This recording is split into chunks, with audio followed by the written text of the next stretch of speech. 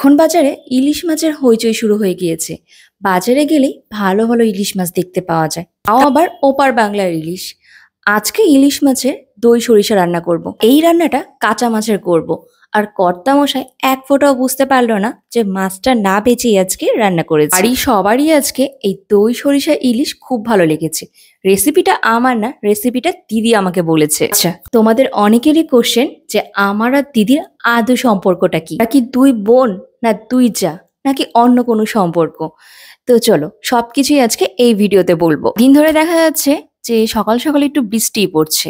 মাম্মা আমার বাবাকে স্কুলে দিয়ে আমি আর দিদি চলে গেলাম আজকে বাজারে। বাজারে গিয়ে টাটকা টাটকা মাছ দেখতে কে না ভালোবাসে। আর বাজারে গিয়ে প্রথমেই চোখ পড়লো ইলিশের উপর। মাছ যে দুই ধরনের হয় এটা আজকে প্রথমবার দেখলাম। একটা হলো এটা মোটা মোটা, যেটা নাকি মেয়ে কাতল, আর যেটা লম্বা লম্বা দেখতেই পাচ্ছ একদম টাটকা ছিল, ওইটা হলো ছেলে কাতল। এবার দিন দিদি একটা ইলিশ মাছ নিয়ে আসছিল, তো বলছিল যেদিন খাবি সেদিন বাজারে গিয়ে কেটে নিয়ে আসবো। আজকে হলো বৃহস্পতিবার, আজকে ইলিশ মাছ খাবো বলে সকালবেলা বাবাকে যখন স্কুলে দিতে গিয়েছি তখন মাছটাও নিয়ে গিয়েছিলাম। ফেরার পথে মাছটা কেটে নিয়ে আসছি। আর দেখলাম আরো অনেক ভালো ভালো বড় বড় সাইজের ইলিশ মাছ আসছে। এর মাছটা হলো আজকে খাওয়ার জন্য কেটে নিয়ে আসলাম, আর একটা মাছ আবারও কিনে নিয়ে আসলাম, পরে অন্য আরেকদিন খাবো। তো ইলিশের সিজন শুরু হয়ে গিয়েছে, এখন শুধু বাজারে চোখ পড়লে ইলিশ আর ইলিশ। এদিকে বাড়ি আসতে দেরি হয়ে যায়, তো ভাবলাম আজকে সকালে আর কি জল খাবার করব। যেহেতু ফ্রিজে দুধ ছিল, তো ভাবলাম যে দুধটা একটু ঘন করে তোমার দাদাকে জাল দিয়ে চিড়া আর আম দিয়ে দিয়ে দিব। তোমার দাদা আবার দুধ চিড়াটা খেতে পছন্দই করে। আর দুধটা তাড়াতাড়ি ঘন করার জন্য যেহেতু ফ্রিজে কন্ডেন্স মিল্কও ছিল, তো ওইটা আমি 1 চামচের বেশি একটু দিয়ে দিয়েছি। তাহলে ওই দুধটা খাওয়ার টেস্টটাও বেড়ে যায়, আর দুধটা তাড়াতাড়ি ঘন হয়ে যায়। বাড়িতে যদি কন্ডেন্স মিল্ক থাকে না, তাহলে আমি একটু বাইরের রাস্তার ধারে দোকানগুলিতে যেরকম ভাবে চা বানাই সেরকম ভাবে চা খাই, আমার খুব ভালো লাগে। চলে থাকতে দেখা যেত যে প্রায় সময়ই বিকালবেলা সব বান্ধবীরা মিলে বাইরে যেতাম চা খেতে। প্রত্যেকটা মেয়েকেই চা খাওয়ার সময় না 10-15 মিনিট সময় দেওয়া উচিত, নীরবে বসে। মানে চায়ের সাথে শুধু চা খাওয়ার আনন্দটাই থাকে না, একটা মেয়ের জীবনের অনেক কিছু ভাবনাও এই চায়ের সাথে জড়িয়ে থাকে। ভাবনাগুলো প্রত্যেকটা মেয়ে চা খেতে খেতে বসে বসে চিন্তা করে। চা খেয়ে এদিকে হলো তোমার দাদা সকালে জল খাবারটা রেডি করছি, তো দোকানে ফোন দিয়েছি, আমাদের স্টাফটা এসে ওর খাবারটা নিয়ে যাবে। বিজয় আজকে হলো দুধ দিয়ে ও চিড়া খেতে চায় না, ও লঙ্কা দিয়ে চিড়া ভিজিয়ে খেয়ে নিয়েছে। তোমরা অনেকেই জানতে চাও না আমার আর দিদির আদৌ সম্পর্কটা কি। আমাদের সম্পর্ক হলো আমরা ননদ ভাই বউ। আমি হলাম দিদির একমাত্র ছোট ভাইয়ের বউ, আর দিদি হলো আমার একমাত্র ননাস। থেকে দেখলে অনেকেই বলে আমরা দুই বোন নাকি দুই যা, কিন্তু সত্যি কথা বলতে গিয়ে আমাদের এই সম্পর্কটা এত মিষ্টি, এত মধুর।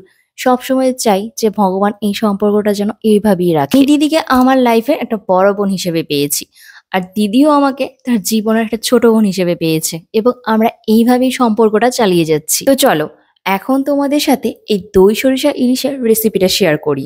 প্রথমেই তোমাকে একটা পেস্ট বানিয়ে নিতে হবে।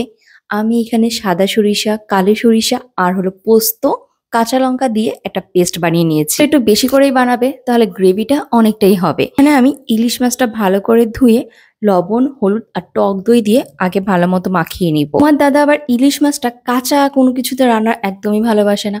ওর কথা হলো ইলিশ মাছটা হালকা একটু ভেজে তারপর যেটা খুশি সেটা রান্না করবে। কিন্তু এই দই সরিষা ইলিশটা একদম কাঁচা মাছেরই রান্না করতে হয়, কিন্তু রান্নার পর তোমার মনেই হবে না যে এটা কাঁচা মাছের রান্না করছো। এটা খেতে এতটাই ভালো হয়, মানে সরিষা ইলিশটা যতটা ভালো হয় তার থেকেও 1 ডিগ্রি উপরে মনে হয় এটা ভালো হয়। প্রথমবার এইটা রান্না করছিলাম, বাট সবারই খেয়ে এত ভালো লেগেছে যে বলতেছিল মাঝে মধ্যে এরকম কিছু রান্না করো। দই দিয়ে মাখানোর পর আমরা যে পেস্টটা বানিয়ে রেখেছিলাম সেই পেস্টটা দিয়ে মাছগুলো আবার একটু মাখিয়ে উপরে সরিষার তেল আর তোমার স্বাদ মতো দিয়ে মাখিয়ে 15 মিনিটের মতো রেখে দিব।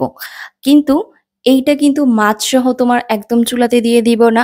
ফার্স্টে কড়াইতে সরিষার তেল দিয়ে কালো জিরা ফোড়ন দিব, আর মাছগুলো উঠিয়ে আলাদা করে রেখে আমার যে পেস্টটা থাকবে সেই পেস্টটা দিয়ে দিব।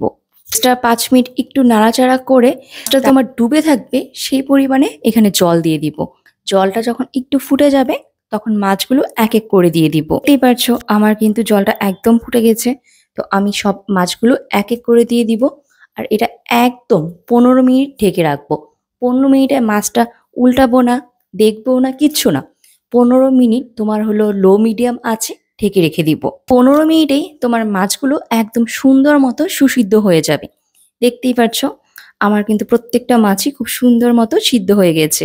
একদিকে হলো আমি আজকে দই সরিষা ইলিশ রান্না করছি, আর অন্যদিকে অল্প আমার একটু কচুরলতি ছিল আর চিংড়ি মাছ ছিল, তো চিংড়ি মাছটা দিয়ে কচুরলতিটা রান্না করে নিচ্ছি। তো ঢাকনাটা খোলার পর তুমি আঁচটা একটু বাড়িয়ে এখন হলো ভালো মতো তোমার ঝোলটা ফুটতে দিবে। হলো কিছু কাঁচা লঙ্কা ছিঁড়েও দিয়ে দিবে। আর যখন দেখবে তোমার গ্রেভিটা একদম ঘন হয়ে গেছে এবং তেল ছেড়ে দিচ্ছে, তখনই বুঝতে পারবে যে তোমার দই সরিষা ইলিশ একদম হয়ে গেছে। এই দেখো আমার দই সরিষা ইলিশের কালারটা কি সুন্দর আসছে, আর গ্রেভিটাও খুব ভালো হয়েছিল খেতে। তো তারপর আজকে বাজার থেকে না কিছু কাঁকরোল নিয়ে আসছিলাম। সিজনের সবজি না, সিজনে খেতেই খুব ভালো লাগে। এই তো এখন আর কাঁকরোলের সিজন শুরু হয়েছে, আর এই কচি কচি কাঁকরোল ভাজা খেতেও ভাতের সাথে খুব ভালো লাগে। তো আমি একটু লবণ, হলুদ আর হালকা চিনি দিয়ে কাঁকরোলটাকে ভেজে নিচ্ছি। ঠিক আছে, এই কাঁকরোল ভাজার সময় হলো পেঁয়াজ কুচিও দিয়ে দেয়, ওইটা দিয়ে খেতেও অনেক ভালো লাগে। তো আমি আজকে এমনি এটা ভেজে নিচ্ছি। আজকের মতো সব রান্না শেষ, এখন আমরা সবাই মিলে খেতে বসে পড়বো।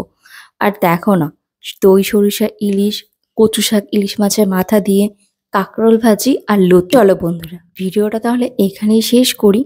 আর যদি তোমাদের ভিডিওটা ভালো লেগে থাকে তাহলে একটা লাইক, কমেন্ট আর শেয়ার দিয়ে আমাদের পাশে থেকো।